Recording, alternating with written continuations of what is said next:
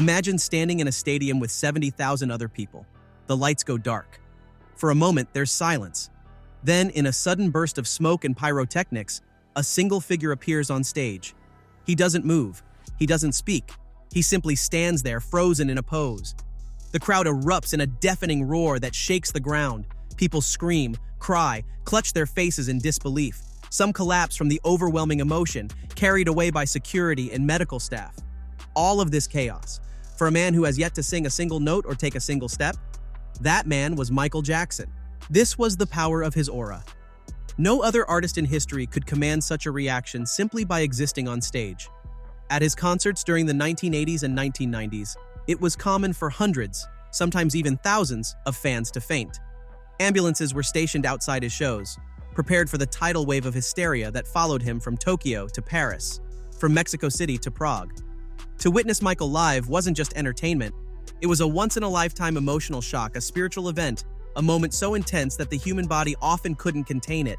But what created this phenomenon? Why did Michael Jackson inspire reactions so extreme that people wept, collapsed, and in some cases had to be revived by paramedics? Was it just the music, or was there something deeper, something invisible yet undeniable, that radiated from him? In this video, we're going to break down the mystery of Michael Jackson's aura. We'll explore the psychology behind the mass hysteria at his concerts, the charisma that made his stage presence unlike anyone else's, and the mystique that surrounded him off stage. We'll hear what those who worked closest with him said about his energy, and we'll look at how the cultural moment of the 80s and 90s amplified his legend. And finally, we'll confront the undeniable truth. There will never be another Michael Jackson. Others may imitate, others may inspire, but the combination of talent, presence, and aura that he carried was truly one of a kind.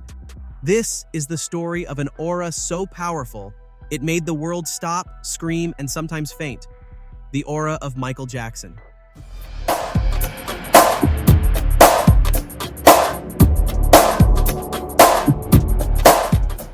Michael Jackson's concerts weren't just shows, they were events that changed the world. The energy inside those stadiums was unlike anything the music industry had ever seen. Wherever he went, Tokyo, Berlin, Buenos Aires, London, it was the same story. Streets shut down, hotels surrounded, and stadiums turned into places where fans completely lost control of their emotions. During the Bad, Dangerous, and History World Tour, reports estimated that as many as 5,000 people fainted at each concert. Medical teams were on standby with stretchers, ambulances lined up outside, and security guards trained not just to keep order, but to carry unconscious fans away from the chaos. The sight became part of the spectacle. Young men and women fainted and were carried over the crowd, while Michael kept singing like he was controlling a storm. So, why did this happen? What could possibly make thousands of people lose control of their bodies at once? Part of it was the sheer shock of his presence. Most fans had only ever seen Michael on television. To suddenly see him standing in front of them, glowing in a sequined jacket, framed by fireworks, moving like no human should be able to move. It felt like watching a god come down to earth.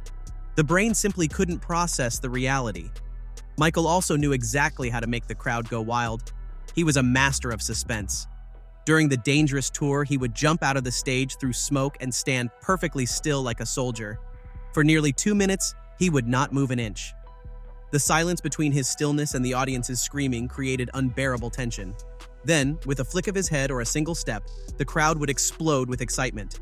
That dramatic push and pull, tension and release, drove fans into a frenzy so overwhelming that many physically collapsed. But it wasn't just spectacle. There was an emotional layer, too. Songs like Man in the Mirror, Human Nature, She's Out of My Life, or Heal the World were performed with such intensity that they became more than music. For many, the moment felt spiritual, as if they weren't just attending a concert but participating in a once-in-a-lifetime religious experience. Fans cried non-stop, held onto each other, and told strangers, "I can't believe I'm really seeing him." In the end, Michael's concerts became famous not only for the dancing and the songs, but for the rivers of fainting fans carried away. The hysteria was so consistent that it became part of his myth. And instead of taking attention away from the music, it made his aura even stronger. Michael Jackson wasn't just performing for people, he was completely overwhelming them. To understand Michael Jackson's aura, you have to go beyond the surface of the glittering glove and the dance moves. His power wasn't just visual, It reached deep into the psychology of his fans. What made ordinary people scream, sob, and faint in his presence wasn't simply star power. It was a combination of emotional triggers that turned a concert into something closer to a spiritual awakening. First, there was the phenomenon of idol worship. Michael wasn't seen as just a singer. He was treated like something divine, a figure larger than life. For many fans, growing up with his music meant he became part of their identity. When fans finally saw him in person, the emotions were so strong that many couldn't handle it. Psychologists compare it to meeting a religious icon or a superhero. The brain struggles to process the reality, and the body responds with tears, screams, even collapse. Then there's group energy, the contagious hysteria of crowds. One scream leads to another. One fainting fan triggers a chain reaction. Being in a stadium of 70,000 people amplifies emotions to a level most people never experience in daily life. Michael instinctively knew how to manipulate this energy. He held still when the crowd was loudest, creating unbearable anticipation. The longer he paused, the more desperate they became. When he finally moved, even just a nod or a smile, the release of tension was explosive. That mastery of timing wasn't accidental. It was carefully crafted to maximize emotional impact. Surprise and theatrical shock also played a role. Michael often appeared on stage through magic tricks, bursting out of the ground in smoke or vanishing in one spot and reappearing in another. These surprise moments gave fans a sudden rush of excitement, like being on a roller coaster. The body releases a burst of energy when you're too excited or nervous. Your heart beats faster, you breathe quicker, and sometimes you can even faint. Michael's shows mixed that physical rush with deep emotion, creating the perfect storm. But perhaps the most powerful trigger of all was emotional connection. Michael's music carried universal themes: hope, unity, love, healing. Ballads like Man in the Mirror or Heal the World weren't just songs, they were anthems of transformation. When he performed them live, often with visuals of children, peace imagery, or charity messages, fans felt something deeply personal. They weren't just hearing music, they were part of a collective moment of humanity. The emotions were so raw that some fans cried until they couldn't stand. For those who witnessed it, Michael's aura wasn't just charisma, it was emotional electricity. It tapped into love, awe, anticipation, and shock all at once. The body isn't built to handle that much intensity, and that's why thousands of fans found themselves overwhelmed. Michael knew it, and he used it, not cruelly, but artistically, as part of the magic. Michael Jackson's aura wasn't just about fame or stories. You could see it and feel it the moment he walked on stage. His stage presence was magnetic, the kind that pulled your eyes toward him even in a sea of dancers, lights, and spectacle. Every move, every pause, every breath seemed intentional, designed to hold audiences captive. At the heart of that charisma were his dance innovations. The moonwalk wasn't just a dance move, it was a moment that shook the whole world. The first time he glided backward across the stage in 1983, it felt like time itself stopped. Later came the gravity-defying lean in Smooth Criminal, the razor-sharp spins, the sudden freezes that looked like still photographs brought to life. These weren't just steps, they were moments of shock and wonder that left people convinced they were witnessing something impossible. His dancing had precision, but it also had soul. Every move matched the beat perfectly, but it still had emotion that made people feel every glide and kick. But Michael's charisma wasn't limited to movement. His facial expressions and gestures carried as much power as his choreography. A single raised eyebrow, a smirk, or that signature lip bite could trigger a wave of screams. He knew when to flash his smile, when to look serious, and when to reach out to the audience with open arms, as if embracing every single person in the crowd. These gestures made people feel personally connected, even in a stadium of 80,000. He could seduce with a glance or inspire with a simple wave. One of his greatest weapons was his use of silence and stillness. Most performers fill every second with movement and noise, afraid to lose attention. Michael did the opposite.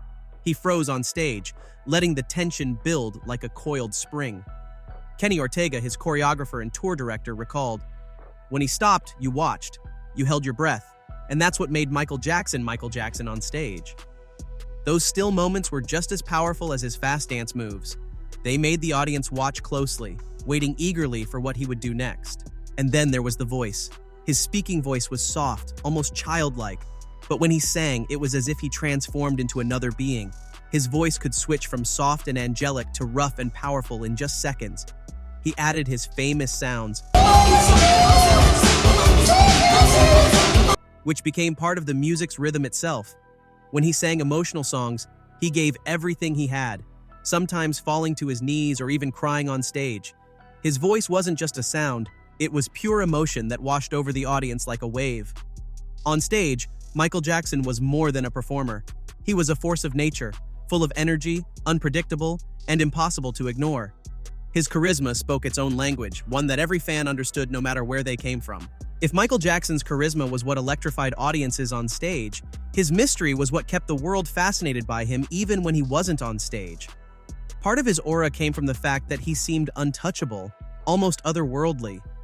Michael didn't just perform music, he created a mythology around himself. From the very beginning, he set himself apart with a visual identity unlike anyone else. The single white glove, the sequined jackets, the fedora, the military-inspired costumes, they weren't random fashion choices. They were symbols, designed to transform him into something larger than life. When he stepped on stage in a golden suit of armor during the History Tour, he didn't look like a singer. He looked like a hero from another world. Fans didn't see Michael the man. They saw a living legend standing in front of them. But it wasn't only about fashion. Michael carefully built a mysterious image of himself. Unlike other celebrities who were constantly on talk shows or giving interviews, Michael kept his distance. He appeared rarely, and when he did, it was monumental.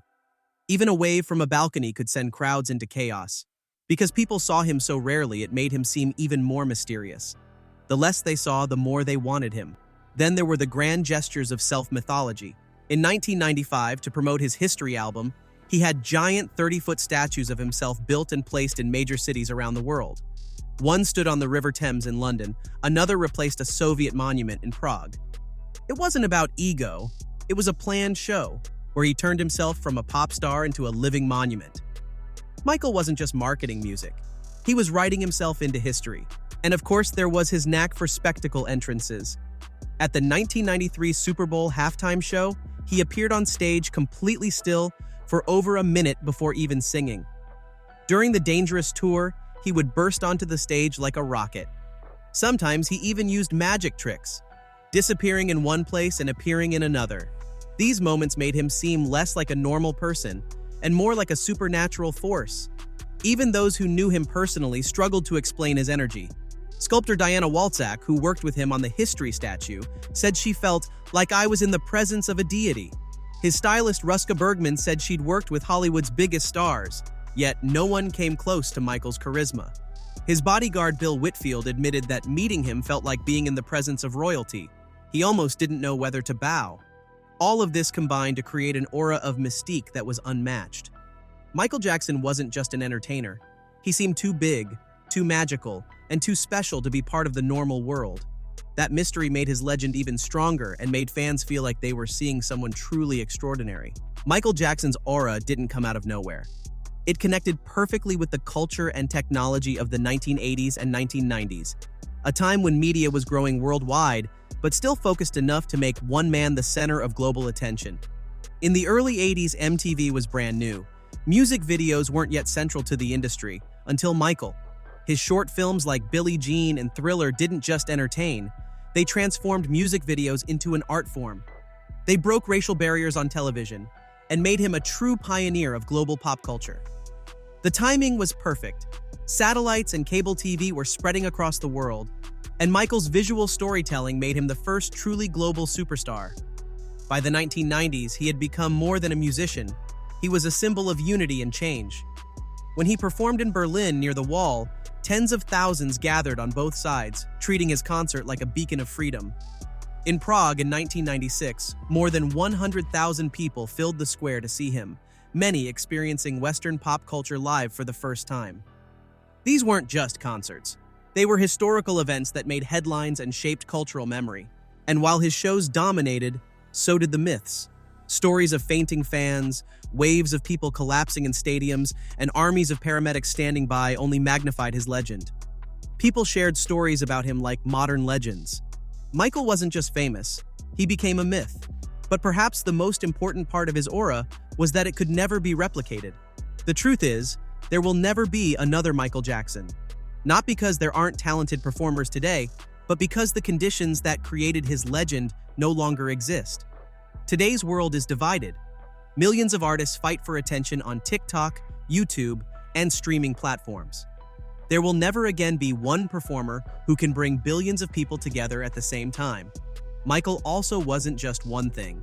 He was a singer, dancer, songwriter, humanitarian, and visionary.